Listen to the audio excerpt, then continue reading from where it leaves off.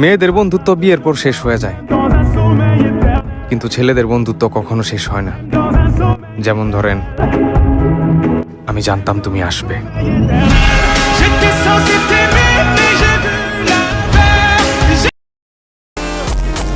এই যে এমন দিনে যে কয়জন খোঁজ খবর নিচ্ছে তাদের আগলে রাখুন, তারাই আপন, বাকি সব বিজ্ঞাপন।